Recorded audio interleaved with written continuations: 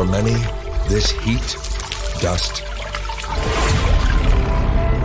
and isolation remain the perception of agriculture. However, in the 21st century, agriculture is an exciting, high-tech sector that feeds the world.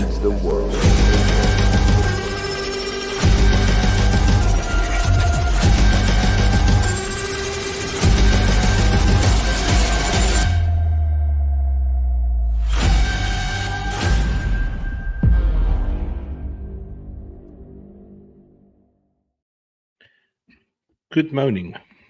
Good morning, dear Walt. How are you this morning? I'm okay. In the office. Lots Good. of stuff to do. No Friday the 13th jokes or any superstitions. It's just Well, if you didn't mention day. it, I would not have known. Oh, well, there you go. Well, there's always a, on the 13th of the month, there's always a 1/7 chance that it might be on a Friday. So it's just one of those things we have to deal with. Okay. Okay, Cool. so what's in the news? What's in the news is yesterday afternoon, I saw this article or this post on the CGA, the Citrus Growers of South Africa, LinkedIn. It was also on their Facebook pages that one of our subsidiaries, X-Sterile Insect Technique, Exit, received generous support from the Western Cape Government of Agriculture, the Western Cape Department of Agriculture. A 2 million rand boost for this environmentally safe and pesticide-free way of fighting the pest False Codling Moth. The handover took place in Citrusdal this morning. Thank you to the Western Cape Department of Agriculture and Dr. Ivan Meyer. This is quite a big thing because we all know that the FCM has been in the news for the last year and a half, almost 2 years, with the EU regulations. And it's great to see that our Western Cape Department is actually getting involved and supporting these vital things. So I know you want to talk a little bit more of who Exit is and what they do. Yes, first of all, this is fantastic news that our Western Cape Department of Agriculture is supporting the very important industry, the need of our industry. And you know what? Hats off to them. Is it not incredible? We work with the Western Cape Department of Agriculture from time to time, and we are blown away by the commitment and the hard work and the effort that this Department of Agriculture puts into supporting agriculture in our province. And it's amazing to see the individuals that are so committed and doing their thing. So well done to the Department of Agriculture for that, and particularly to Dr. Ivan Meyer for, I don't know where he gets the energy, but every day he's somewhere doing something big. I'm just blown away. So that's the first thing. It helps if you've got a good team supporting you, and we spent some time with him last week, and it's like he's a jack in a box. You need to be on your toes when you're working around him because things happen quickly. They certainly do, and he's got a very well-oiled machine with incredible people helping him. So here we've got photographs of the handover, and the sterile insect technique is actually a very interesting process. And a lot of people immediately they think about fruit and they think about pesticides and harmful stuff, harmful residues on fruit, and it's a big deal. But the way that the sterile insect technique works is actually it's an amazing story, because what they do is they take these false codling moth is a problem in the fruit industry. So one of the ways they very successfully managed to control false codling moth is through breeding sterile male insects, breeding them and sterilizing them and releasing them so that the fertile wild female codling moths mate with the sterile males and the offspring is sterile. So there is no further offspring. There is no offspring after the mating because exactly. The deed was not done actually. They lay eggs, but the eggs are infertile. So nothing happens after that. There is not a next generation. So it's pretty incredible that this is done, and this is done.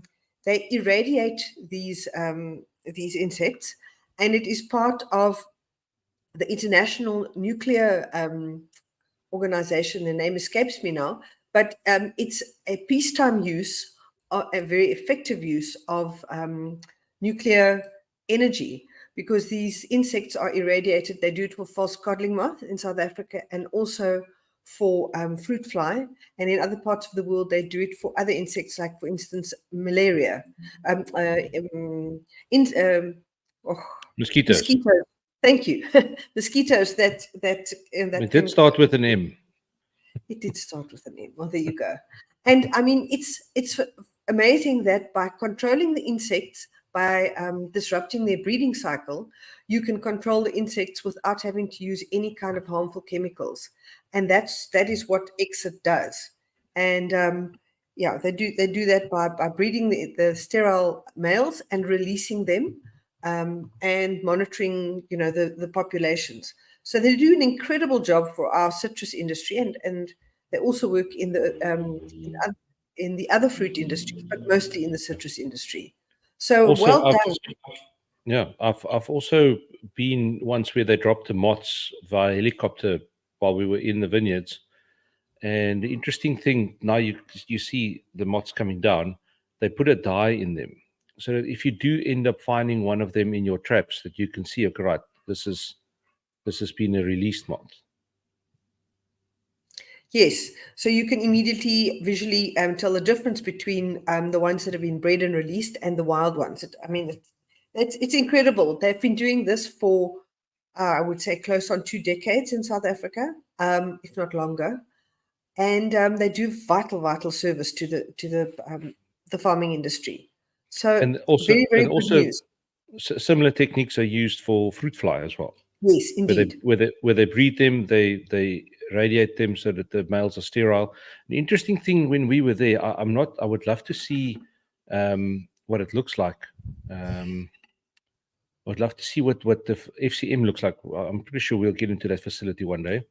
And but the male pupa of the fruit fly, you can identify the males in the actual pupa. So you can literally go and pick them out and put them separate and hatch them, irradiate them, and release them. Yeah. So when you are in the fruit producing areas and you see airplanes and helicopters flying overhead, this is what they are doing. They're controlling these insects by releasing them, and they also put out insect bait, which is non-toxic to people. But they do an amazing job. So we're very grateful that our government is putting money towards this, assisting our farmers, especially with the phytosanitary barriers and problems we've been having in the EU with false codling moth and citrus black spot. So thank you to our Western Cape Department of Agriculture. Now we just need the national government to also step to the plate, because they've called on them many times to intervene and help and all these things. I do think the Western Cape is leading by example again. Yes, indeed. It shows. So, and we are now at the Friday at the end of this busy week. And Dewald, you've traveled many miles this week and seen some amazing things. Tell us more about your trip.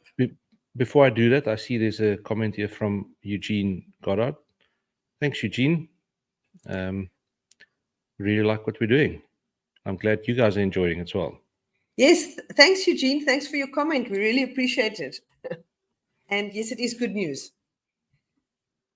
So this past week I traveled with the amazing team from Agrico. Went to Bloemfontein. We flew up to Bloemfontein on Sunday afternoon. Monday morning early, we were at the branch, as you saw the little video that I sent Louise.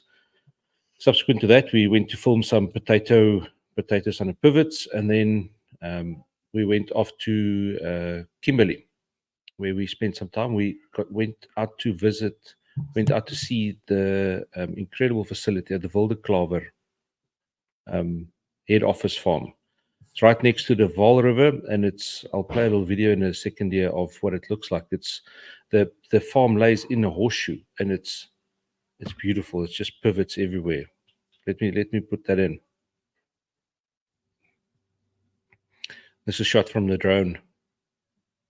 So that's one side of the Fall River. There's the other one, and you'll see it lays in this horseshoe. It's beautiful. Wow, it's magnificent. A lot of cash crops, lots of veggies, onions, carrots, quite a bit of wheat under the pivots at the moment. Wow, look at that. That's absolutely beautiful. To see the landscape from above like that is always magnificent. And you can see that the land is being very well utilized.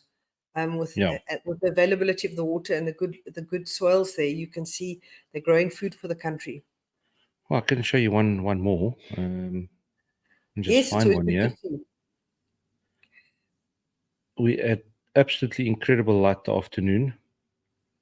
Where's that other one I was looking to put in? So now comes all the editing work after the fact. So it's the trip is always wonderful and fun, and then the work starts when you get home. Let's have a look. Just look at that beautiful light. And the light came in and it lit up all along the sprinklers. You'll have a Wow, look now, see. it looks like you've put a light bulb behind the Agrico sign. Yeah, that was the plan. Exactly. It's absolutely beautiful. Look at that. Yeah. It's always magic when the light plays along. Yes. Yeah. Look, I was hoping for a very colorful sunset, but that didn't happen. The sun dipped behind the clouds, and well, I still got some incredible stuff. It's beautiful. So which crops did you see? You saw potatoes, carrots? Potatoes, carrots, onions, a lot of wheat, a lot of maize is also being planted. Filmed some incredible people. One of the ladies that I got to meet, really inspirational story of how she left the corporate world, set up a little farm on it's a communal land called the Oppermansgronde. Lived in a caravan that she won in a competition, her and the family, husband and 2 sons, and I think 4 dogs. And they grew it from there. They built the house by hand themselves. They got funding to buy the pivots and put in the pipes. They farmed with ostriches. It's an incredible story. Really, really incredible. Wow. It's always nice to come back from a assignment trip and be inspired. And it certainly sounds like you had a good one. As I said to you, I've got, what's it called? FOMO, fear of missing out. So next time I'll have to go along. Just want to show you one clip of her and her son that we filmed.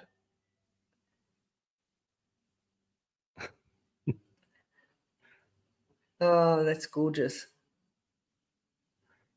All still raw footage. It must be edited. Yeah. Yeah. Ah, that's absolutely beautiful. Well, now the wedding photography helped me to get some of these things done. You see, no skills are ever lost. No skills are ever lost. Okay. I think we can wrap it up for the day. Yeah, and we'll see you guys on Monday. We'll see you guys on Monday. And excellent news on the False Codling Moth funds for the Western Cape project. So, okay, have a good one. Take care on Friday the 13th, and we'll see you next week. All right. Cheerio.